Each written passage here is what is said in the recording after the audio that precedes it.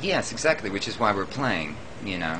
I mean, we're not Israeli citizens, we're not Lebanese citizens, you know. We are in a sort of an international rock band, and why shouldn't we bring when we play on stage, we bring a message of peace, love, and understanding. And where else than places that are a little bit excitable? Where else would better place to play, you know, and to bring that message, you know, to the people, you know. Mahmoud from BeirutNetwork.com. Welcome to Lebanon, guys. Can you tell us more about the new album and what is Lebanon expecting more? A loud, energetic, passionate performance, you know. It's a rock and roll show. It's not a magic show, you know. What about the new album? What about it? Tell us more about it. It's wicked. You're gonna play a lot of it. Yes.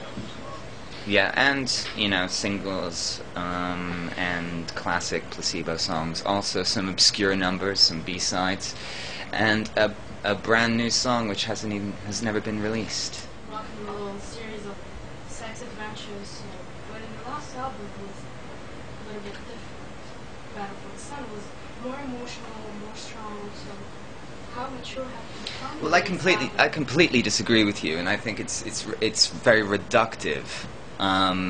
Your description of our first 5 albums, you know, I don't think that they're inspired by what you described at all, you know, and I think that I've talked a lot of bullshit in my life. I tell you one thing, you know, if people didn't ask me bullshit questions, then I wouldn't give bullshit answers. Not saying that your question was bullshit, but you know, but listen, you know, it's extremely reductive, you know, to sort of to say that these are the you know, first of all, you don't live my life, you don't know what the inspiration was in the first place, you know, for a great deal of songs, you know. It's very, very easy to sort of describe us as that kind of band, and we are not at all.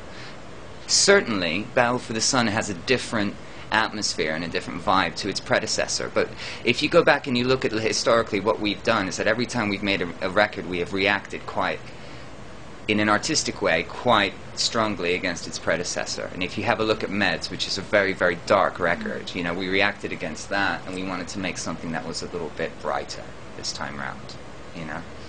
So, Battle for the Sun is just, and its optimism is just a reaction to Meds, or is there... Well, no, it's not only a reaction. I mean, everything is quite complex, you know, which is why I take offense to it being so reductive, you know, but don't worry, you know, I'm not pissed off or anything, you know, but it's obviously very, very complex. It's, you know, that's an element of it, certainly, but then, you know, we don't make music in a complete vacuum, you know.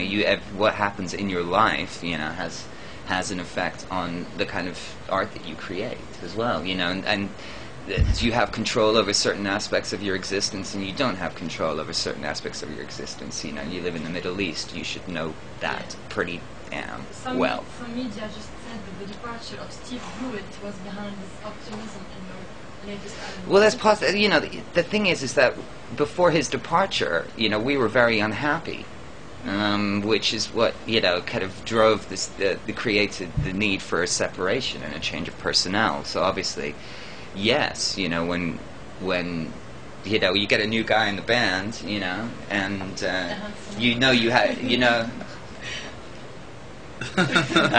and you know that you have a future and you're going to be able to make another record, you know, of course you're going to be a bit optimistic, you know. Mahmoud from BeirutNetwork.com. Welcome to Lebanon, guys. Can you tell us more about the new album and what is Lebanon expecting more? A loud, energetic, passionate performance, you know. It's a rock and roll show. It's not a magic show, you know. What about the new album? What about it? Tell us more about it. It's wicked. You're gonna play a lot of it. Yes. Yeah, and, you know, singles and classic Placebo songs. Also some obscure numbers, some B-sides, and a brand new song which has never been released, you know. So absolutely, yeah. song, which was actually terrific and amazing, and we all loved it. How can you define the difference in how this band has evolved in the last album? And for me, I thought it has really evolved musically, a little bit more emotionally. Well, we were probably sort of on the verge of, like, if we were going to continue as we were before we changed the personnel for Battle for the Sun, probably going to stagnate, and plateau. And what happens is that when you plateau, you only can plateau for a certain amount of time before there's an inevitable decline, and we weren't prepared to accept that as a possibility, so having been in this band for the majority of our, 90% of our adult life, and having invested so much blood, sweat, and tears into this, we weren't prepared to give it all up because we had grown apart as people. So, if it has enough value for you, then you make a great deal of effort, to preserve and to improve, I have another question that everyone asks to ask. But the people that Julian, Ethan Tom, and Nancy Boy, how do you get these figures? How do you get inspired of this sort of story? Are these real people that you meet? To me, they are. To me, they're real. To me, they exist, and there's a certain element of myself, and there's a certain sort of narrative tool which sort of makes them into a sort of an everyman figure, but and they're also specifically sometimes inspired by people I know. So I mean, it's just I'm a storyteller, so I sort of take a lot of, but I'm making a point with each individual song. So I sort of take real life, real emotion, and sort of tell a story about it to try and make a point.